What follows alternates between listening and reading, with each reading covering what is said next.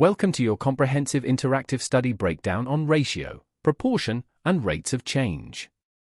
This topic is a cornerstone of GCSE Mathematics, frequently tested in problem-solving contexts. Over the next few minutes, we will explore how to simplify and share ratios, use multipliers for percentage changes, interpret compound measures like speed and density, and distinguish between direct and inverse proportion. Mastering these concepts will unlock high marks in your exams and build essential skills for real-world applications. Let's map out the core ideas. Ratios compare sizes of different parts. They can be simplified by dividing by the highest common factor. Proportion states that two ratios are equal.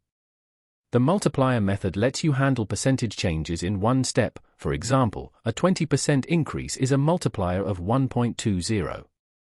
Compound measures combine two measurements, like speed, distance per time. Direct proportion means as one quantity increases, the other increases at the same rate. Inverse proportion means as one increases, the other decreases, keeping their product constant. Turning to our core study notes, these definitions are vital. A ratio compares parts, like 2 to 5. Proportion means two ratios are equal, e.g., 1 to 2 equals 3 to 6. A multiplier simplifies percentage calculations. For a 15% increase, multiply by 1.15. For a 15% decrease, multiply by 0.85. Compound measures like speed, kilometer per hour, combine distance and time. Direct proportion means y equals kx, so doubling x doubles y. Inverse proportion means y equals kx, so doubling x halves y. Memorize these definitions to ace exam questions. Now we'll go through a key process, sharing an amount in a given ratio. This is a common exam skill. Start by adding all parts of the ratio to find how many parts there are in total. Then divide the total amount by that number to get the value of one part. Finally, multiply each part of the ratio by that value. Always check by summing your calculated amounts. They should match the original total.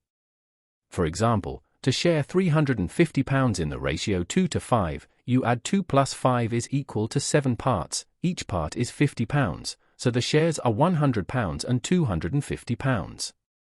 Let's work through a typical exam question. A phone costs £250. Find the new price after a 12% increase. First, convert the percentage to a multiplier. 12% is 0.12. So add 1 to get 1.12. Then multiply £250 by 1.12, giving £280. You can check by finding 12% of £250, £30, and adding. For a decrease, subtract the decimal from 1. For example, an 8% discount means multiplier equals 0.92, so £200 becomes £184. This multiplier method works for compound interest too.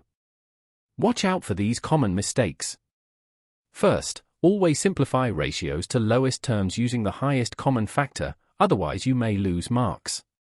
Second, know the difference. Direct proportion means y(x) is constant, inverse proportion means xy is constant. Third, when using multipliers for percentage change, remember to add or subtract from 1. A 20% increase is 1.20, not 0.20. Finally, check your units carefully in compound measures, convert if necessary. Examiners love testing these details. To wrap up, remember these key revision points. Simplify ratios by dividing through by the highest common factor. When sharing an amount, find the value of one part first. For percentage changes, use the multiplier method. Direct proportion means the ratio of two quantities is constant, their graph is a straight line through the origin. Inverse proportion means the product is constant, the graph is a hyperbola. Compound measures like speed are rates of change, distance over time. Master these, and you'll excel in your exams. Keep practicing.